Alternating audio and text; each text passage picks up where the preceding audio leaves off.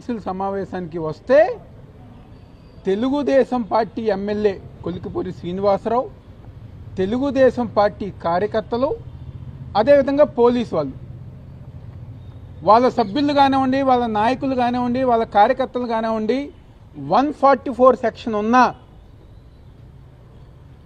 Council దగ్గరికి వాళ్ళని వందలాది మందిని, గూండాల్ని, రౌడీల్ని ఒక మాబ్గా అందరు గారు వచ్చి ఎవరైతే మా కౌన్సిలర్స్ ఉన్నారో వాళ్ళందరి మీద దాడి చేయాలని చెప్పిన ఒక ఉద్దేశంతో ఈరోజు తెలుగుదేశం పార్టీ వాళ్ళు వచ్చారు. దానికి పోలీసు వాళ్ళందరూ గారు సహకరించారు. మా కౌన్సిలర్స్ అందరు గారు గట్టిగా ఒకటే మాట చెప్పారు, మేము వైఎస్ఆర్ కాంగ్రెస్ పార్టీ జగన్మోహన్ రెడ్డి గారికే మద్దతు ఇస్తాము.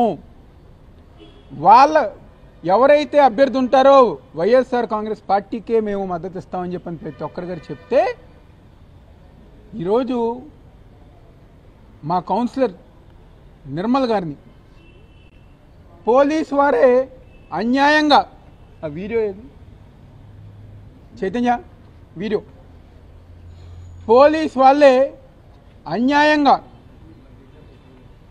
నిర్మలా గారిని కిడ్నాప్ చేసి తీసుకెళ్లారు. వీడియోతో సహా ఈరోజు మీ అందరి గారు మేము చూపిస్తాం జరుగుతుంది.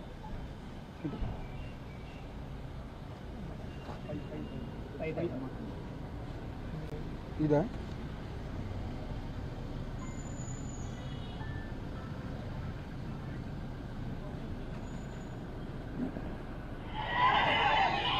చూడండి, నిర్మలా గారు మా కౌన్సిలర్ని పోలీసు వాళ్ళు, తెలుగుదేశం పార్టీ కార్యకర్తలు ఏ విధంగా లాక్కెళ్ళి తీసుకెళ్తున్నారు, కిడ్నాప్ చేసి ఏ విధంగా వాళ్ళు లాక్కెళ్ళి తీసుకెళ్తున్నారో ఇంతకన్నా నీచంగా నాకు తెలిసి దేశంలో ఏ రాజకీయ పార్టీ గారు వ్యవహరించరు.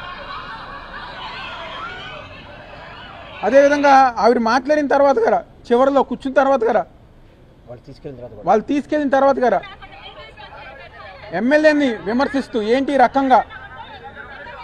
రకంగా తీసుకెళ్తారా మమ్మల్ని అని చెప్పని స్వయాన ఆవిడే మాట్లాడటం జరిగింది. అంతకుముందు మీడియాలో కూడా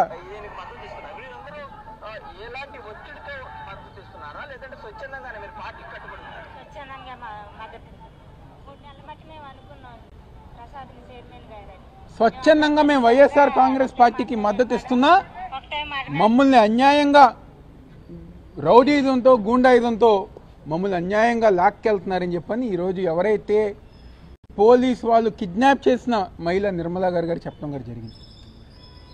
ఈరోజు ఎంతగా నీచంగా దిగజారిపోయారంటే ఒక చైర్మన్ పదవి కోసం స్వయాన పైనుంచి చంద్రబాబు నాయుడు, తెలుగుదేశం పార్టీ వాళ్ళు, ఇక్కడ ఎవరైతే ఎమ్మెల్యే ఉన్నారో ఒక గూండాలుగా, రౌడీలుగా వాళ్ళందరిగా యాక్ట్ చేస్తాం జరుగుతుంది.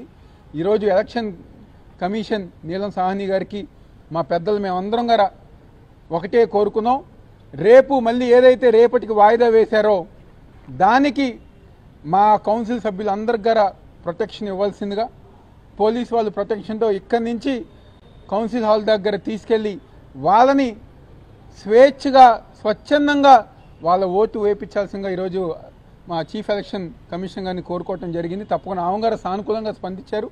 తప్పకుండా రేపు ఈ రాష్ట్రంలో రెడ్ బుక్ రాజ్యాంగం కాకుండా అంబేద్కర్ గారు నిర్మించిన రాజ్యాంగం రేపు